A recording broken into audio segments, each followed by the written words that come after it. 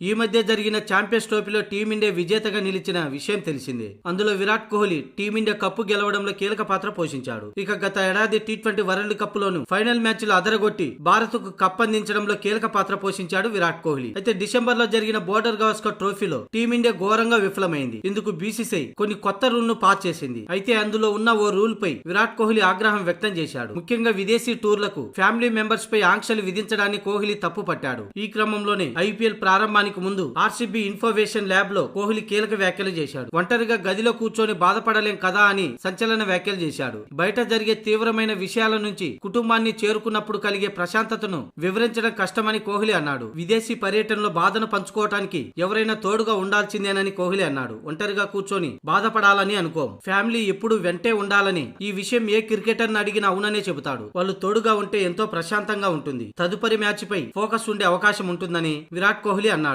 అలాగే గత ఆస్ట్రేలియా పర్యటనలో కోహ్లీ అత్యుత్తమ ప్రదర్శన చేయలేకపోయాడు. పెర్త్ టెస్టులో సెంచరీ చేసిన కింగ్ ఆ తర్వాత వరుసగా ఫెయిల్ అయ్యాడు. ఈ ప్రదర్శనపై మాట్లాడుతూ ఆస్ట్రేలియాలో చివరి సిరీస్ ఆడేశాననే అర్థం వచ్చేలా కామెంట్లు చేశాడు. మరో ఆస్ట్రేలియా టూర్ కు వెళ్తానని అనుకోవడం లేదు, అందుకే గతంలో ఏం జరిగిందో పట్టించుకోనని అన్నాడు. అంటే మరో ఆసీస్ టూర్ కంటే ముందే కోహ్లీ రిటైర్మెంట్ అనౌన్స్ చేస్తాడనే అభిప్రాయాలు వ్యక్తమవుతున్నాయి. కాగా 22వ తేదీన కోల్కతాలోని ఈడెన్ గార్డెన్స్ వేదికగా కేకేఆర్ వర్సెస్ ఆర్సీబీ మధ్య తొలి మ్యాచ్ జరగనుంది.